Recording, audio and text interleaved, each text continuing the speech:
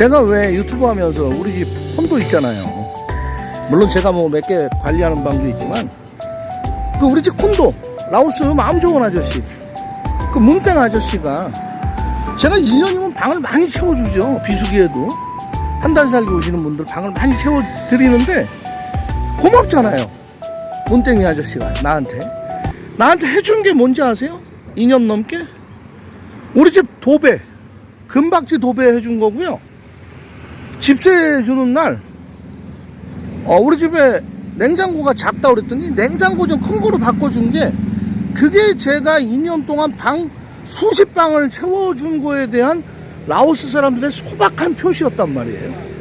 그 더 이상의 표시는 없습니다. 라오스 사시는 분들 있잖아요. 라오스 분들 어떤 친절을 한국인이 베풀어도 어떤 비즈니스로 큰 도움을 주어도요, 라오스 사람들은 단순해요. 거기에 상응하는 그 무엇인가 이 꿀팁을 주지 않아요. 태국도 마찬가지예요. 제가 태국에서 여행사 하면서 가이드 현역으로 일할 때 40명 50명을 같은 호텔 숙박을 시켜도요, 가이드하고 기사 방을 공짜로 안 줍니다. 절대로 안 줘요. 공짜로. 한국은 주죠.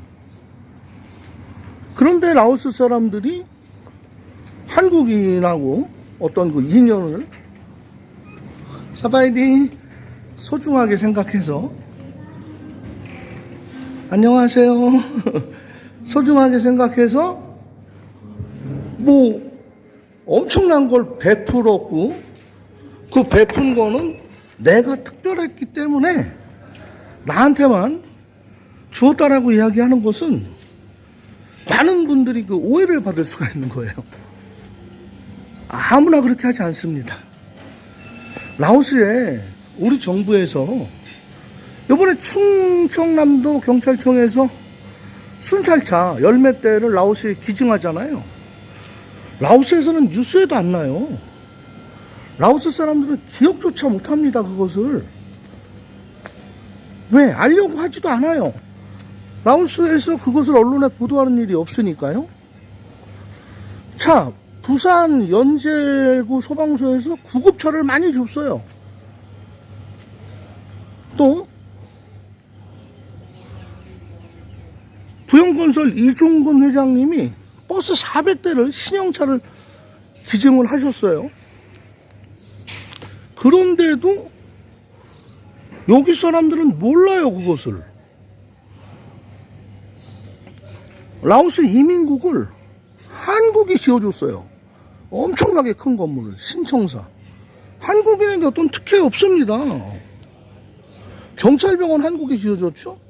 메콩강의 방파제 한국의 흥하건설이 ODA 자금으로 다 지어줬잖아요. 공짜로. 그런데 없어요. 고마운 거. 왜? 보도가 되지 않기 때문이죠. 라오스 사회주의 특성상. 그런데 라오스 사람이 나를 위해서 친절을 베푼다. 그것을 마치 내가 정말 매력적이어서 나한테 준 것처럼 이야기한다면 그것은 많은 분들에게 착각을 불러일으킬 수 있는 오류가 됩니다. 그래서 라오스와 태국이 우리와 틀리다는 거 알려드리고 싶었던 거예요.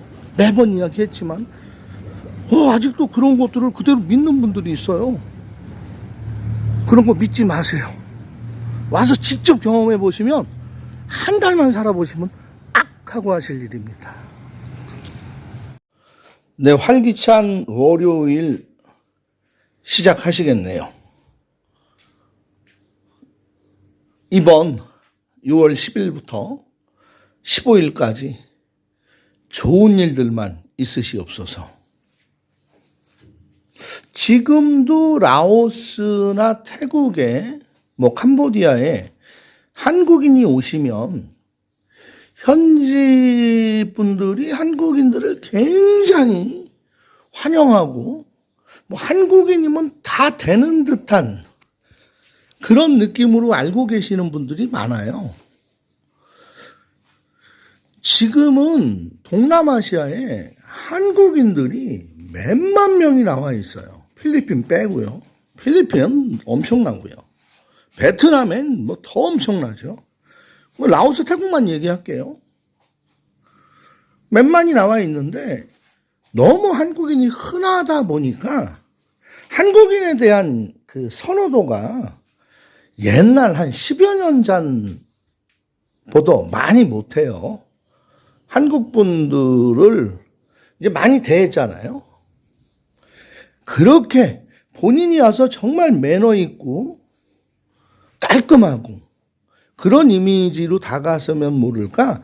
그렇지 않으면 한국인이 왔다 그래서 뭐 과잉 친절을 베풀고 그 무엇인가 막 공짜로 해주고 내 옆에 있어줘, 내 곁에 있어줘 이런 거는 없어요. 그냥 비즈니스입니다. 기브 앤 테이크, 주고받는 거예요. 그리고 또 한 가지, 한국 분들이 오셔가지고 현지 여성이 내게 친절을 베푼다. 친절이 아니고 비즈니스예요. 그리고 만약에 그 여성에게 남편이 있다면 또는 그 여성에게 남편이 있거나 또는 그 남성에게 내게 친절을 베푸는 사람이 남성인데 내가 여자예요. 근데 부인이 있다면 조심하셔야 됩니다. 제가 치앙마이에서 봤어요.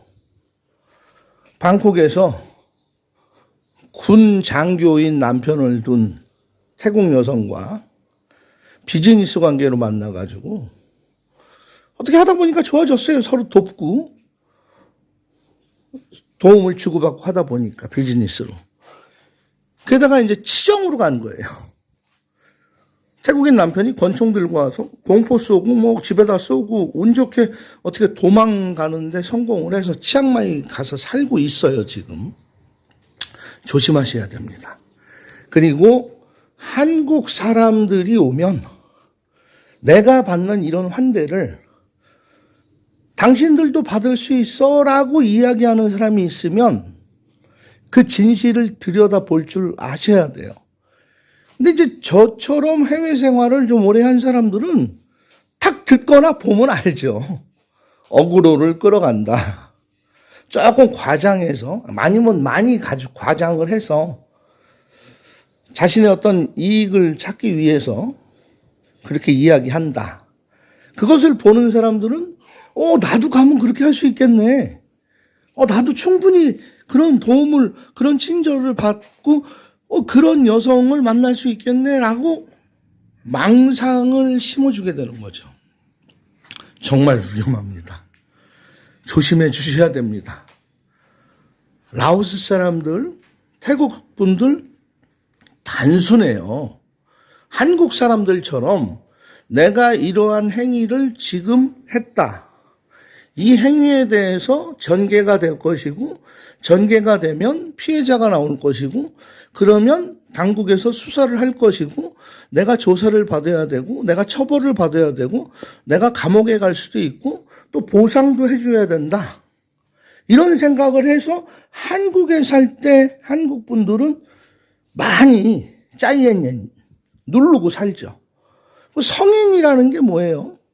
내 마음대로 할 수 있는 것들을 그 뒤에 책임을 생각해서 내가 억제하고 그 행동을 참아낼 수 있을 때 성인이라고 하잖아요. 그게 아닐 때는 미성년자라고 하는 거고. 그런데 여기 오신 한국 분들이 대하는 현지 사람들은 단순해요. A 다음은 그냥 D로 가버리는 겁니다. B, C는 생각 안 해요. 그래서 때에 따라서는 총도 쏘고 때에 따라서는 정말 한국에서는 상상하지 못할 일들이 벌어지는 곳이 동남아라는 거. 월요일 날 좀 부담되고 조금은 좀 공포스러운 얘기를 해서 죄송한데, 제가 요즘 들려오는 이야기, 제 눈에 보이는 것들이 그런 게 보여서 또 그런 것들을 제가 바로 알려드리려고 유튜버를 시작을 했고, 늘 사실과 진실만 이야기한다고 하잖아요. 그래서 이 부분 꼭 기억을 좀 하고 오시더라도, 제 이런 영상을 많은 분들이 봐주시고 아셔야 되는데, 이런 제 영상은 묻히고 과장되고 꾸며지고 연출하고 그런 영상들은 많이 퍼지는 게 안타깝습니다. 그래서 매일 제가 영상을 찍어요. 제 영상을 많이 노출시키기 위해서. 그리고 저한테 이제 뭐 궁금하신 거 문의를 하시는데, 문의를 하셨다가 저는 막 거품 있는 답을 안 드리거든요. 누가 국제결혼을 물어본다 그러면 저는 국제결혼 업체가 아닌데요, 뭐 1년에 제가 한두 번 정도 아시는 지인분들 오면 이렇게 연결되는 일이 있습니다. 제가 먼저 알고 싶은 게 있잖아요. 뭐 나이, 학력, 결혼, 유무, 증력, 결혼, 유무, 경력, 자녀가 있는지, 연 수입이 어떻게 되는지, 라오스에서 살 건지, 한국에 가서 살 건지, 비용 정도는 어느 정도 예산을 하고 국제결혼을 하시려고 하시는지, 이런 것들을 이야기하면 본인이 원하는 답이 안 나온 거거든요. 저한테 먼저 물어오시고 먼저 연결을 하시고 갑자기 제가 지금 바쁘니까 나중에 얘기하시게요. 그 순간 내가 먼저 연락을 했던 분인가 라고 생각을 했어요. 그때 제가 먼저 연락한 게 아니고 연락이 먼저 온 거예요. 그래서 질문을 주실 때도 충분한 시간과 카톡을 보내놓고 2시간 있다 보면 제가 답을 못하죠. 답을 했는데 2시간 동안 안 보는데 제가 뭐 더 이상 답을 할 의미가 없잖아요. 그런 거 좀 지켜주시고 물어봐 주시면, 뭐 이런 질문 좋잖아요.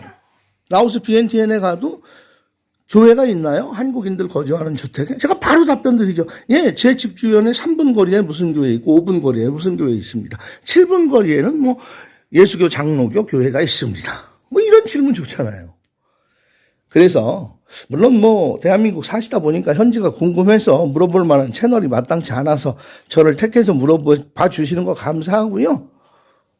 그런 예의하고 룰만 지켜주시면 저도 최대한 정보에 대해서 도움을 드리겠다라는 거. 그리고 이제 여기 오셔서 한국인의 내가 살아온 생활 방식으로 이분들을 접해요. 이분들을 이해를 한국 생활했던 태도로 이해하고 납득하려고 하십니다. 근데 이분들은 라오스 분들이거든요. 한국과 판이한 다른 반응이 나오거나 다른 결론이 얻어지면 화를 내는 거예요. 왜 그래? 이 사람들은. 그게 안 된다는 거죠. 제가 여기에 와서 사니까 여기 사람들의 사고방식과 주관과 개념으로 접근을 해줘야만 제가 적응을 할 수 있다는 거죠. 나를 바꾸지 않고 라오스 사람들을 바꾸려고 하면 750만 다 모아서 교육하셔야죠. 교육. 한국인의 사고에 대해서. 유대인의 생활 방식이 세계 경제를 지배한다.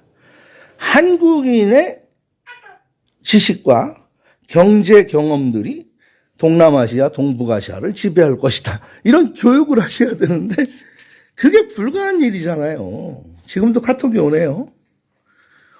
그래서 현지에 오시면 현지의 메콩강의 물 흐름을 따라가시고, 중국에 가시면 황하나 장강의 물 흐름을 따라가시고, 대한민국에 사시면 한강과 낙동강과 영산강의 금강의 물줄기의 속도에 맞춰서 사시는 게 이 변화무쌍하고 하루가 자고 나면 바꿔지는 세상들의 정보와 내게 다가오는 문화로부터, 그 변화로부터 내가 꿋꿋하게 잘 살아나갈 수 있다라는 말씀을 드리는 겁니다. 아침에 눈 떠서 창밖으로 라오스 한가한 골목과 꽃나무들의 풍경을 이렇게 쳐다보면서 제가 늘상 느끼는 것은 참 유한 곳에서 유유자적 살아가는 내 말년의 삶들이 청년기 지났잖아요. 이제 장년층 들어가잖아요. 장년층의 삶이 참 감사하다라는 생각을 갖게 된 것이란 말이죠. 충분히 납득이 가셨죠? 이해하셨으면 구독, 좋아요, 알림 설정, 댓글. 지금도 계속 어디선가 카톡이 옵니다. 제게 큰 도움이 되고 라미가 무럭무럭 자라가는데 원동력이 됩니다. 고맙습니다. 감사합니다.